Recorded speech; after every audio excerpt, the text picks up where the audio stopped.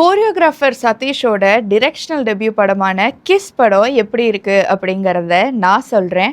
நான் ஸ்ருதி பாலசுப்ரமணியன். காதல் பண்ணா ஃபர்ஸ்ட் தூக்கம் போகும், காசு போகும், மன நிம்மதி போகும், பாடி கண்டிஷன் போகும், அப்புறம் லவ் பண்ணவங்களே போயிருவாங்க. கையெடுக்கிறேன் கட்டையில அடியவா. இப்ப கூப்பிடாமலே ஒண்ணு வரும், அதான் டிப்ரெஷன். இப்ப மீதி இருக்கிற தூக்கம் போகும், காசு போகும், மன நிம்மதி போகும், பாடியே போயிரும், செத்துருவேன். கவின், பிரீத்தி, விடிவி கணேஷ், ஆர்ஜே விஜய், ராவ் ரமேஷ், தேவயானி, சக்தி நடிப்பில் சதீஷ் இயக்கத்தில் ஜென் மார்ட்டின் இசையில் இன்னைக்கு வெளியாகி இருக்கிற படம் தான் கிஸ். இந்த படத்தில் கவினுக்கு லவ்னா சுத்தமாக பிடிக்கவே பிடிக்காது.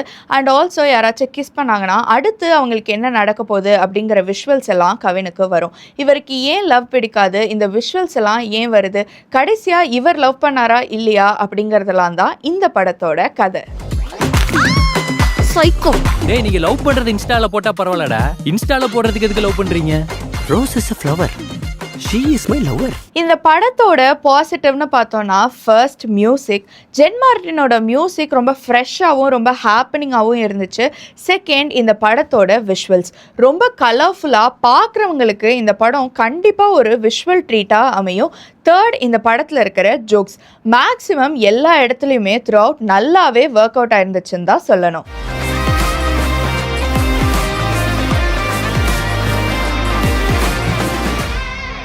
இந்த படத்தோட ட்ராபேக்னு பார்த்தோன்னா மேபி நிறைய ஸ்லோமோ இருந்ததுனால படத்தையே ரொம்ப ஸ்லோ ஆக்குன மாதிரி ஃபீல் ஆச்சு.